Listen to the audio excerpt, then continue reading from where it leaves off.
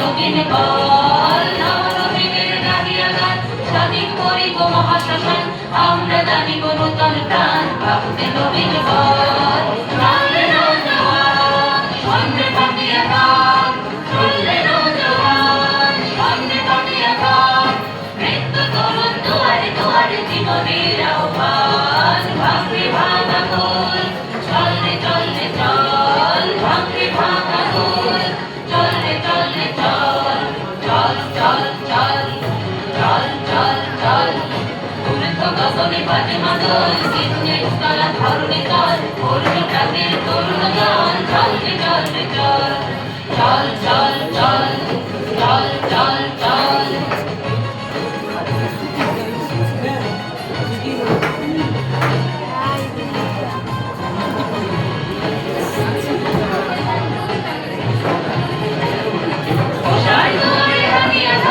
আমরা হরি পরম প্রভাত আমরা দ্রুতগতি বিরোরান বাধার মিথ্যা চল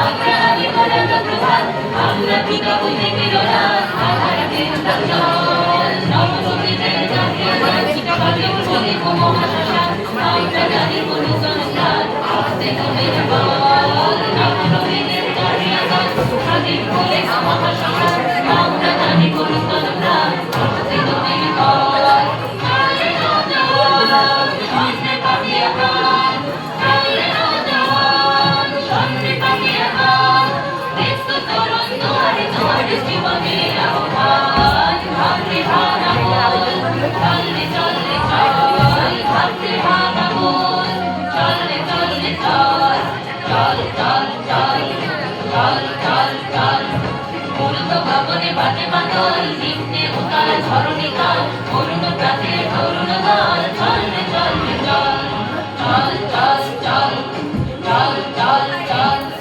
চল চল Ladies and gentlemen, our honorable speaker. Morning, sir. Morning. Everybody sit down. Thank you, sir.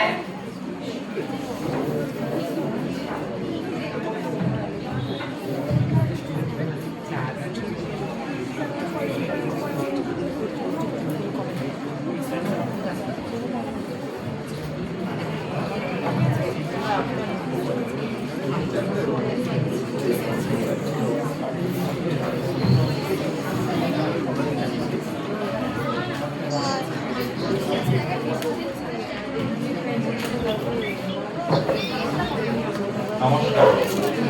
বিশ্ববিদ দাবদাহে কৃষ্ণার্ত বঙ্গভূমি বর্ষায় ভূত পবিত্র হয়ে চতুর্দিকে শস্য শ্যামলিমায় ভরে উঠেছে। গ্রাম বাংলার মাঠ ঘাট ভরে উঠেছে সবুজ ফসল। এমনই এক সুন্দর পরিবেশে সবাই উপস্থিত সকলকে বিধানসভার বর্ষাকালীন অধিবেশনে জানাই স্বাগত। সবার শুরুতে সবার শৃঙ্খলা কামনা। আপনারা সকলে অবগত যে এ মাসে 3টি উপনির্বাচন অনুষ্ঠিত হবে। সবাই তাদের শপথ গ্রহণ অনুষ্ঠিত হবে। এটি সবার কার্যবিধিতে উল্লেখ আছে। আর একজনের শপথ বাক্য পাঠ করা হবে। আমি সচিবকে নির্দেশ দিচ্ছি তার নাম ঘোষণা করতে। পাঁশকুড়া বিধানসভা কেন্দ্র থেকে নবনির্বাচিত বিধায়ক মাননীয়া আহিলি জেলাকে আমন্ত্রণ জানাচ্ছি।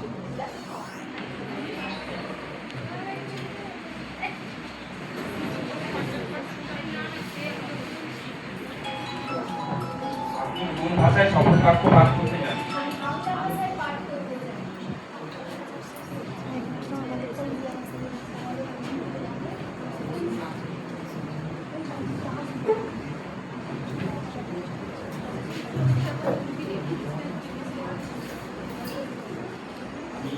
বিধানসভার সদস্য রূপে নির্বাচিত আমি আহিলি জানা ঈশ্বরের কাছে শপথ করিতেছি যে বিধি দ্বারা প্রতিষ্ঠিত ভারতের সংবিধানের প্রতি আমার প্রকৃত বিশ্বাস ও আনুগত্য পোষণ করিব।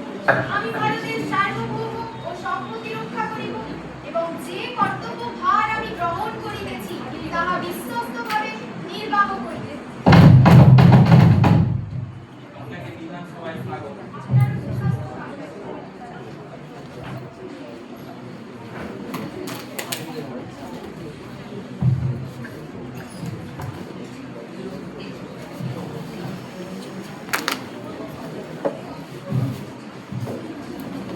সদস্যগণ, সবার কাজ শুরু করার আগে অত্যন্ত দুঃখের সহিত জানাই যে চলচ্চিত্র জগতের প্রতিভাবান শিল্পী রাহুল অরুণোদয় বন্দ্যোপাধ্যায় গত 29শে মার্চ এবং স্বনামধন্য চিত্র পরিচালক অনিক দত্ত গত 27শে মে প্রয়াত হয়েছে।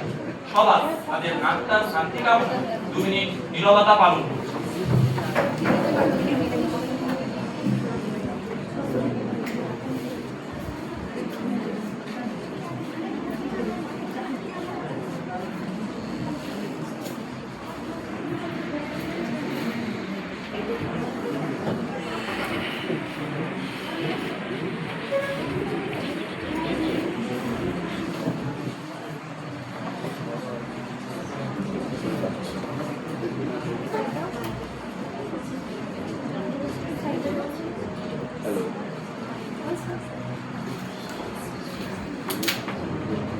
ধন্যবাদ। আপনারা সবাই আসন গ্রহণ করুন।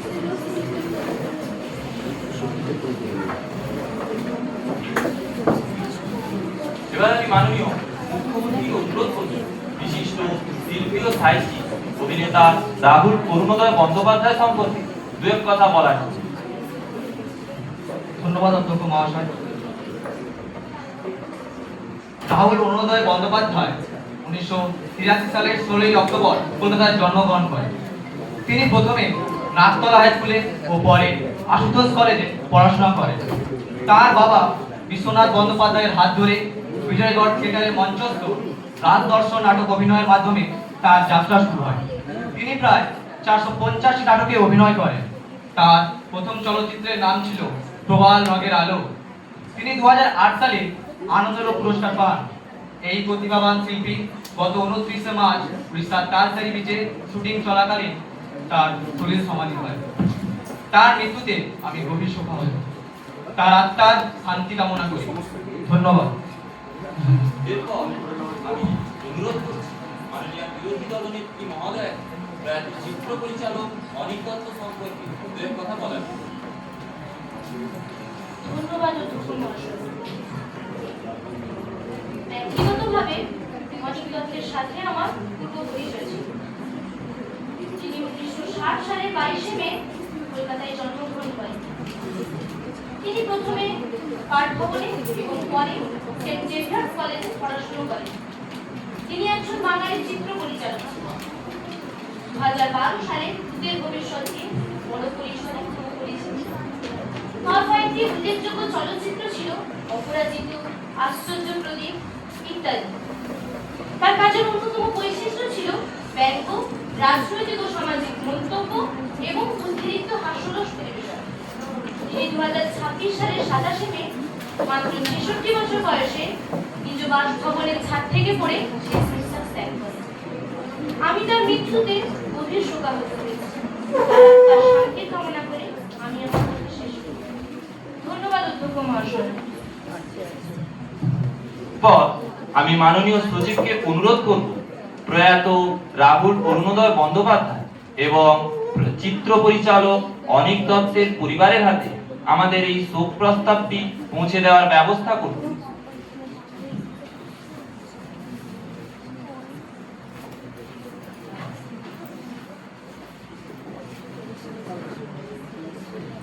এখন শুরু হচ্ছে আজকের সভার প্রশ্নোত্তর পর্ব। আজ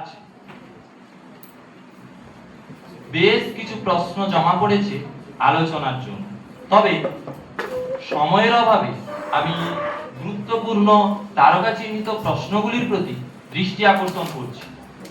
প্রশ্ন নম্বর 5, এটি মাননীয় বিরোধী দলনেত্রী মহোদয়াকে প্রশ্ন করার অনুমতি দিলাম।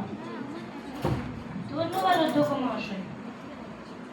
নারী ও শিশু কল্যাণ দপ্তরের ভারপ্রাপ্ত মন্ত্রী মহোদয়া অনুগ্রহপূর্বক জানাবেন কি যোগ্য অন্নপূর্ণা যোজনা প্রাপক মহিলারা সকলে কি এ মাসে টাকা পেয়েছেন? যদি পেয়ে থাকেন তবে তার সংখ্যা কত? Please silent. এখনো দলে দলে গরিব মহিলারা কেন রাস্তায় ধর্ণা দিচ্ছে তার কোনো সদুত্তর আপনার কাছে আছে কি? Please silent. ধন্যবাদ অধ্যক্ষ মহাশয়। মাননীয় নারী ও শিশু কল্যাণ দপ্তরের ভারপ্রাপ্ত মন্ত্রী মহোদয়কে এই প্রশ্নের উত্তর দিতে অনুমতি দেওয়া হলো। ধন্যবাদ অধ্যক্ষ মহাশয়। আমাদের সরকার এ বিষয়ে খুবই যত্নবান। বিগত দিনে লক্ষ্মী ভান্ডার নিয়ে যে সমস্ত নোংরা রাজনীতি হয়েছে, আমাদের সরকার তা পরিষ্কার করার চেষ্টা করছে। আর অন্নপূর্ণা যোজনায় পরিচ্ছন্ন ও যথাযথ প্রাপকের হাতে অর্থ তুলে দেওয়ার ব্যবস্থা চলছে। মাননীয় অধ্যক্ষ মহাশয়, লক্ষ্মী ভান্ডারে কোন নোংরা রাজনীতির কথা বলা হচ্ছে? প্রতি মাসে প্রকৃত লক্ষ্মী ভান্ডার প্রাপক মহিলাদের বিগত সরকার যথাসময়ে তাদের অ্যাকাউন্টে টাকা জমা দিত। Right right right. Please silent. অধ্যক্ষ মহাশয়, আমাকে এই বিষয়ে বলতে সুযোগ দেওয়া হয়। মাননীয় বিরোধী দল নেত্রী মহোদয়া, আপনি বসুন। আপনাকে যখন বলার সুযোগ দেওয়া হবে আপনি তখন বলবেন। এখন বসুন। ধন্যবাদ অধ্যক্ষ মহাশয়। আমার বিরোধী দলনেত্রীকে একটি প্রশ্ন। বিত্তবান মহিলারা কি এই অন্নপূর্ণা যোজনার অর্থ পাওয়ার যোগ্য, কিংবা বাংলাদেশি মহিলারা কি এটি পাওয়ার যোগ্য? গত মাস পর্যন্ত আমরা 1,25,00,000 যোগ্য মহিলাকে অন্নপূর্ণা যোজনার আওতায় এনে গত মাসে 3,000 টাকা করে অর্থ প্রদানের ব্যবস্থা করেছি। আর যারা নতুন তারাও আবেদন করার সুযোগ পাবেন। ধন্যবাদ অধ্যক্ষ মহাশয়।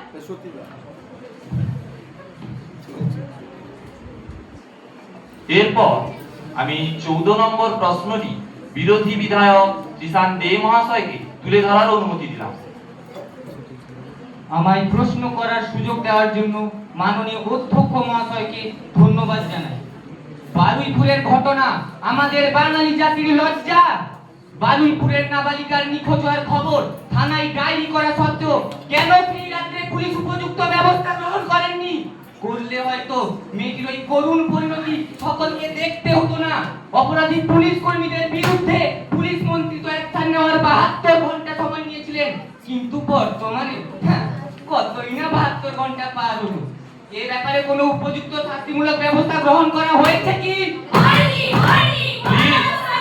Please silent. ধন্যবাদ মাননীয় অধ্যক্ষ মহোদয়। মাননীয় পুলিশ মন্ত্রী, এ ব্যাপারে বিরোধী বিধায়কের করা প্রশ্নগুলির উত্তর দিন। ধন্যবাদ অধ্যক্ষ মহাশয়। মাননীয় অধ্যক্ষ মহাশয়ের অনুমতি নিয়ে আমি এবার উত্তরগুলি দিচ্ছি। আমাদের রাজ্য প্রশাসন নীতি 0 টলারেন্সে চলে। এখানে কোনো পক্ষপাতিত্ব হয় না। কামদুনি ঘটনা, পাঁচটি ঘটনা, অভয় ঘটনা ইতিপূর্বে আমরা প্রশ্ন করেছি। সরকারের সদিচ্ছার অভাবে অপরাধীরা এখনো কোনো উপযুক্ত শাস্তি পায়নি, কিন্তু বারুইপুরের ঘটনায় আমি 24 ঘন্টার মধ্যে অ্যাকশন নিয়েছি। মাননীয় অধ্যক্ষ মহাশয়, আমরা এখানে ওনার বক্তৃতা শুনতে আসিনি। এটা ভাষণ দেওয়ার সময় নয়, আপনি সরাসরি উত্তর দিন। Please sit down. প্রসিড। এই ঘটনায় যুক্ত 20 জন অপরাধীকে গ্রেফতার করা হয়েছে। ঘটনার মূল চক্রী পালিয়ে যাওয়ার সময় এনকাউন্টারে খতম হয়েছে। আমি নিজে পরিবারের সাথে দেখা করেছি। সেই পরিবারকে উপযুক্ত ক্ষতিপূরণ সহ একটি চাকরির ব্যবস্থাও করে দিয়েছে। এমনকি ওই গ্রামে একটি নতুন পুলিশ ফাঁড়িও তৈরি করে দিয়েছে। গণপিটুনিতে নিহত পরিবারের হাতে সরকারের পক্ষ থেকে 20 লক্ষ টাকার চেক দেওয়া হয়েছে। নিহতের দাদাকে একটি সিভিক ভলেন্টিয়ার্সের চাকরিও দেওয়া হয়েছে।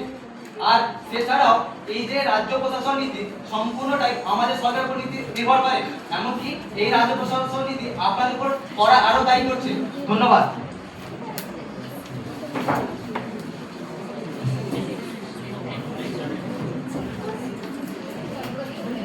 এরপর বিরোধী বিধায়ক শ্রাবন্তী পাল মহাশয়কে আমি 15 নম্বর প্রশ্নটি উত্থাপন করার অনুমতি দিলাম।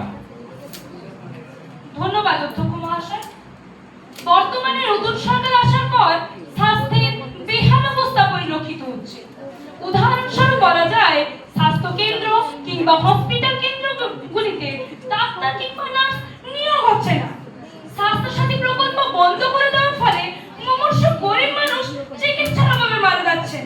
আয়ুষ্মান কার্ডে সকলের জন্য সুবিধা নেই।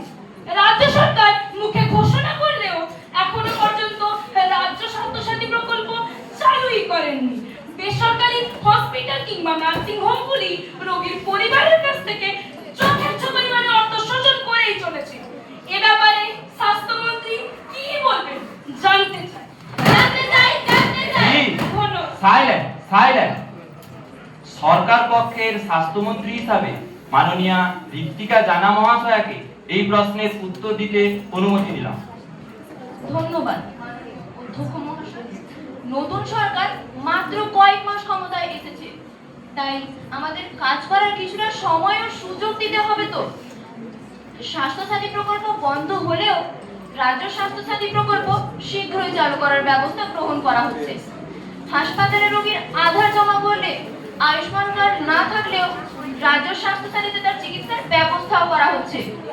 পূর্বের সরকার আয়ুষ্মান যোজনাকে গ্রহণ না করে জনগণের অনেক ক্ষতি করেছে। এই প্রকল্প চালু থাকলে রাজ্যের বাইরেও সুচিকিৎসা করা সম্ভব হবে। আর ডাক্তার এবং নার্সদের জন্য উপযুক্ত পদক্ষেপ আমরা গ্রহণ করেছি। সার্ভাইকাল ক্যান্সার প্রতিরোধের জন্য 14 বছর বয়স্ক কন্যাদের বিনামূল্যে টিকাদানের পদক্ষেপও আমরা গ্রহণ করেছি। আর পূর্বের সরকারের আমলে বাজারে জাল ঔষধ ছেয়ে গেছিল, তাই বর্তমান সরকার এই জাল ঔষধ যাতে বাজারে না ছড়ায় তার জন্য কঠোর ব্যবস্থা গ্রহণ করছে। ধন্যবাদ মাননীয় অধ্যক্ষ মহাশয়।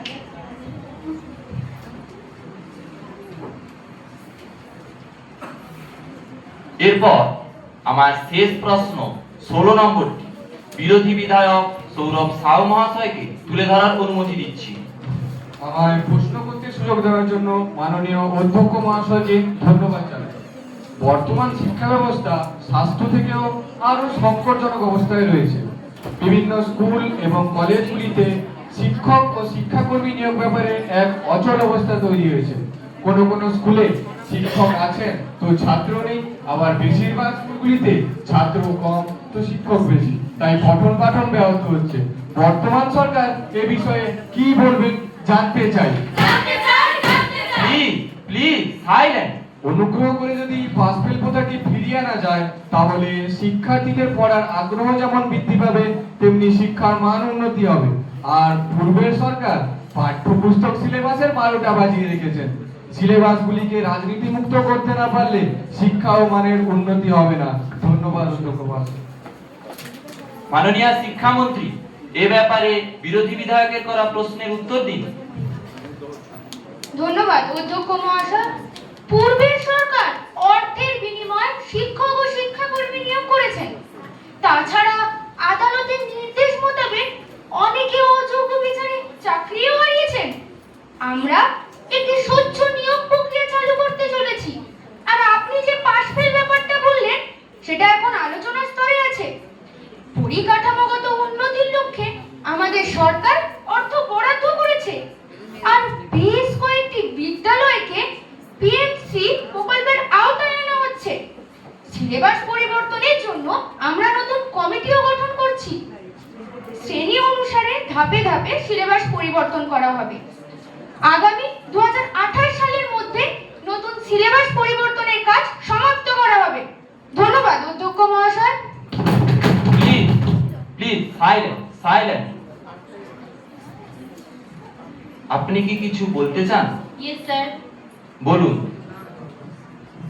মাননীয় অধ্যক্ষ মহাশয়, আমি সবার অনুমতি নিয়ে একটি মুলতবি প্রস্তাব উত্থাপন করতে চাই।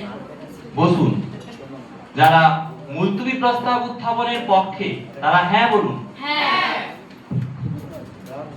ধন্যবাদ। যারা মুলতবি প্রস্তাব উত্থাপনের বিপক্ষে তারা না বলুন। না। ধন্যবাদ। মুলতবি প্রস্তাবটি গৃহীত হলো। মুলতবি প্রস্তাবটি গৃহীত হলো। মাননীয় বিরোধী দলনেত্রী প্লিজ সাইলেন্ট সাইলেন্ট। মাননীয় বিরোধী দলনেত্রী আপনার বক্তব্য তুলে ধরুন।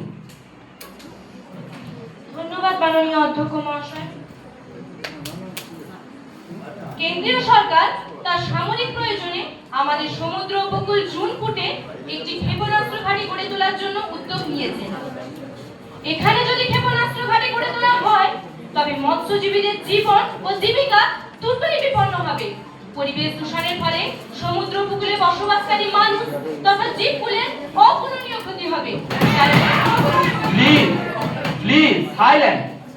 তাই আমার বিনীত অনুরোধ, রাজ্য সরকার এই প্রকল্পটি অবিলম্বে বন্ধ করার জন্য কেন্দ্রকে চিঠি দিক। ধন্যবাদ অধ্যক্ষ মহাশয়।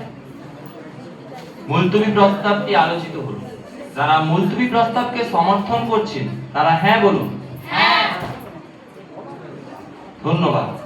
যারা মুলতবি প্রস্তাবটির বিরোধিতা করছেন তারা না বলুন। না। ধন্যবাদ।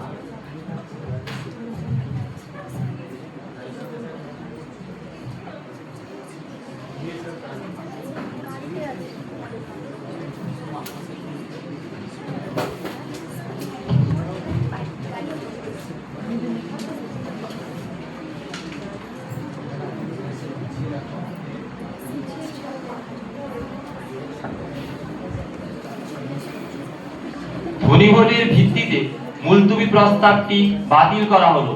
মুলতবি প্রস্তাবটি বাতিল করা হলো। Please please silent silent.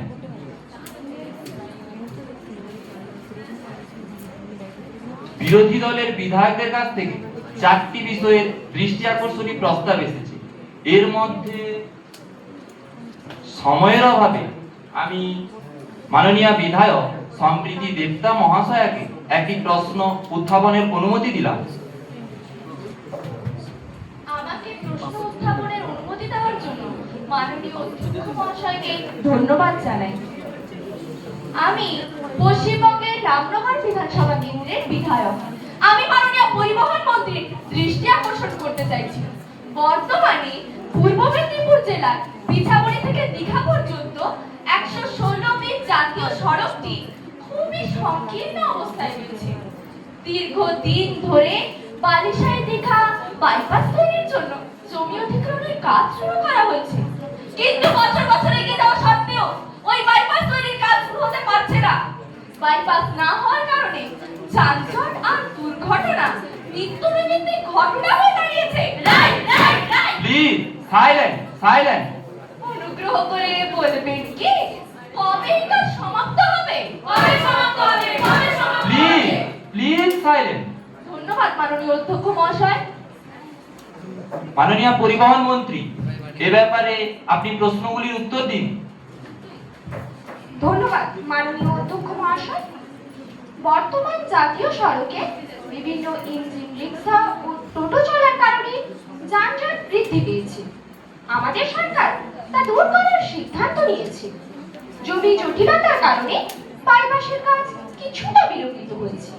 আমাদের সরকার আসার পর আবার জমির টাকা দেওয়ার কাজ শুরু হয়েছে। আমি মন্ত্রিসভার সদ্য দায়িত্বপ্রাপ্ত। বিষয়টি নিয়ে আমি জেলা অফিসে সঠিক তথ্য জেনে আগামী অধিবেশনে বিষয়টির উত্তর দেওয়ার অনুমতি ও সময় চাইছি। আপনাকে সময় দেওয়া হলো। মাননীয় পরিবহন মন্ত্রী, এ ব্যাপারে আপনাকে অনুমতি দেওয়া হলো। ধন্যবাদ মাননীয় অধ্যক্ষ মহাশয়। দৃষ্টি আকর্ষণী প্রস্তাব পর্যায়টি এখানেই শেষ করা হলো।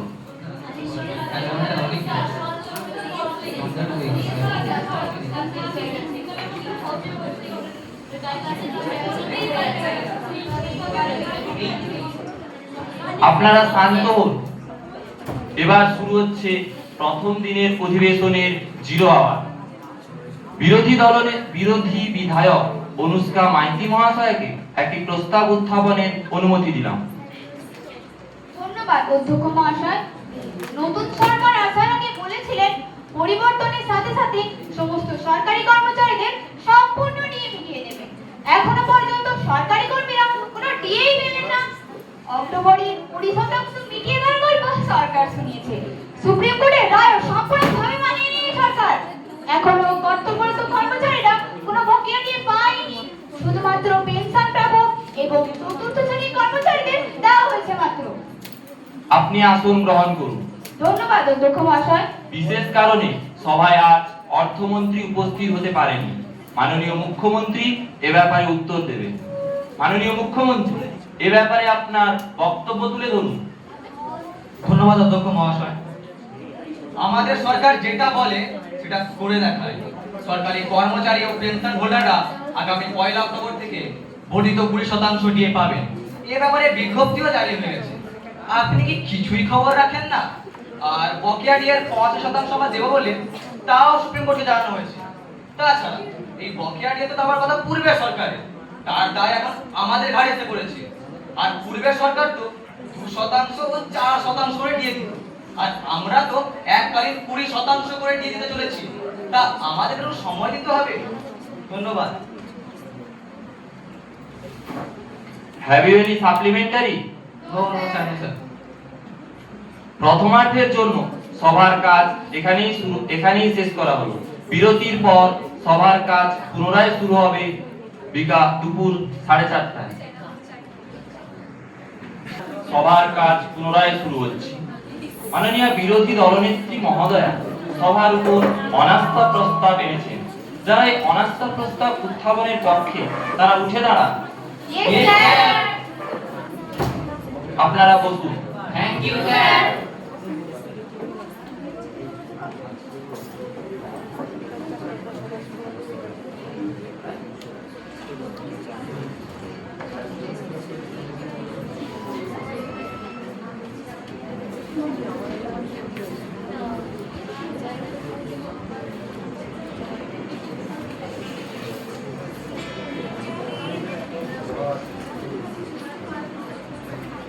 যেহেতু বিধানসভার 1/10 বেশি সদস্যা অনাস্থা প্রস্তাব উত্থাপনের পক্ষে, তাই এই অনাস্থা প্রস্তাবটি আলোচনার জন্য অনুমতি দেওয়া হলো। অনাস্থা প্রস্তাব আলোচনার জন্য অনুমতি দেওয়া হলো। Please please silent. মাননীয় বিরোধী দলনেত্রী, আপনার বক্তব্য তুলে ধরুন। ধন্যবাদ মাননীয় অধ্যক্ষ মহাশয়। এই সভা মন্ত্রী পরিষদের প্রতি অনাস্থা প্রকাশ করছে। বর্তমান রাজ্যের মানুষ খুবই নিরাপত্তাহীন বোধ করছে। ধর্মের নিরিখে যে বিভ্রান্তিকর পরিবেশের সৃষ্টি করা হচ্ছে, তাতে এক বিশেষ ধর্মের মানুষ খুবই অসহায় বোধ করছে। তাদের দেশদ্রোহী তকমা এঁটে দেশ ছাড়া করতে উঠে পড়ে লেগেছেন এই সরকার। নানান পাবলিক মিটিং, মিছিল বা গণ আন্দোলনে তাদের অসহায় অবস্থার চিত্র ধরা পড়ছে। তাই এই সভা মন্ত্রী পরিষদের প্রতি অনাস্থা প্রকাশ করছে। মাননীয় অধ্যক্ষ, এই সভা মন্ত্রী পরিষদের প্রতি অনাস্থা প্রকাশ করছে। হ্যাঁ হ্যাঁ, আস্থা আছে। Please please silent. ধন্যবাদ অধ্যক্ষ মহাশয়।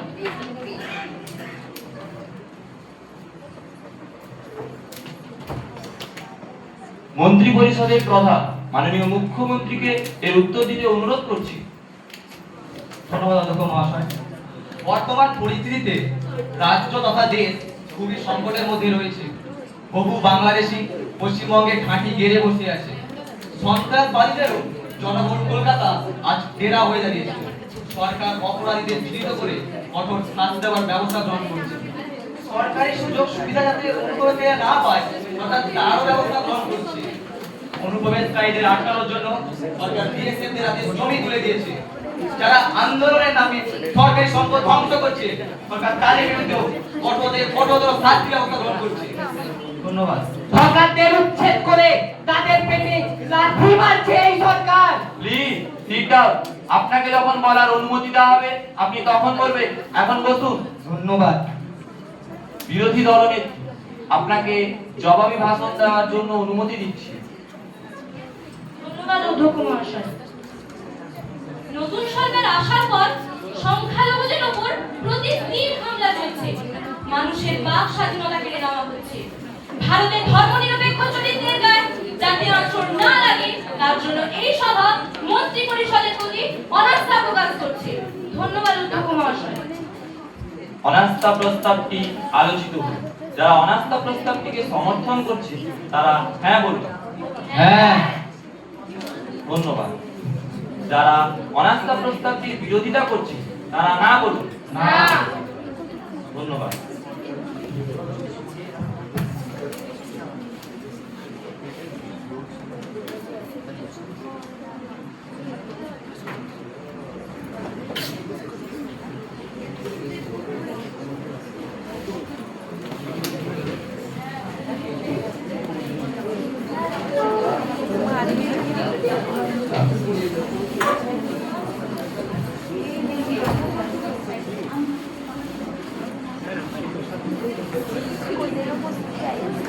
সংখ্যাগরিষ্ঠের সমর্থন অনাস্থার বিপক্ষে থাকায় এই সভা মন্ত্রী পরিষদের উপর আস্থা বজায় রাখছে।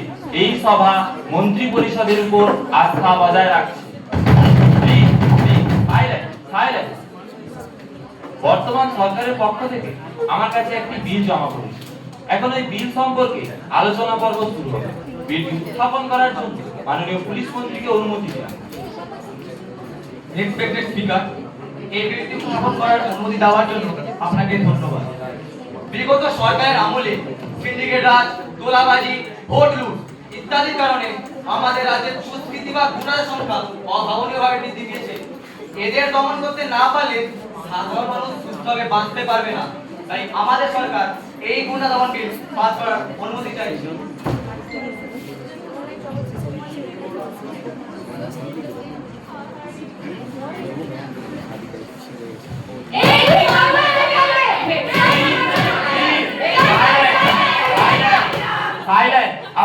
সভাকক্ষে হইহট্টগোল করবেন না, এটা হইহট্টগোল করার জায়গা নয়।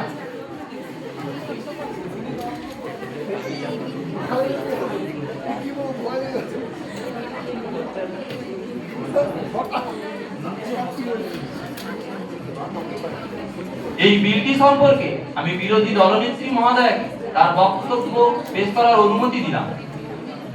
আপনাকে অসংখ্য ধন্যবাদ আমাকে বলার সুযোগ করে দেওয়ার জন্য। মাননীয় অধ্যক্ষ মহাশয়, বর্তমান সরকার যে গুন্ডা দমন আইন আনতে চলেছে তার প্রধান উদ্দেশ্যই হলো প্রতিবাদীদের কণ্ঠ রুদ্ধ করে দেওয়া।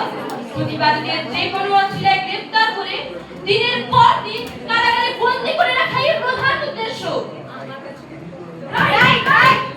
Please silent silent.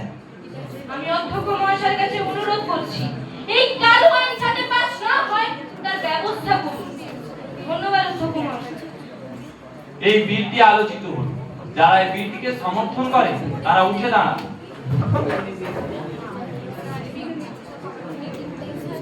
আপনারা বসুন। এই বিলকে যারা সমর্থন করছেন না তারা উঠে দাঁড়ান। আপনারা বসুন।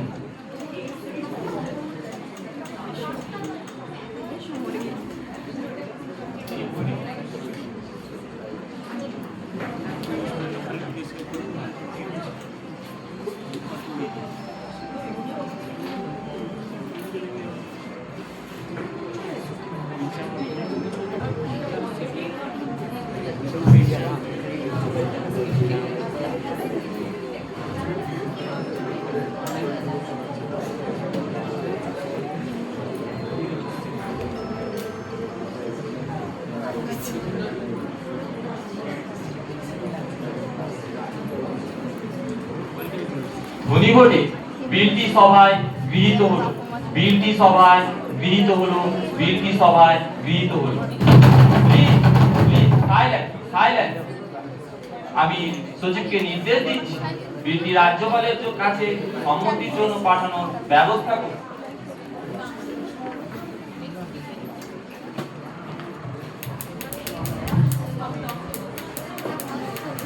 আজকের অধিবেশনের কার্যক্রম এখানেই শেষ করা হলো। আগামীকাল এই সভা পুনরায় শুরু হবে সকাল 11টায়।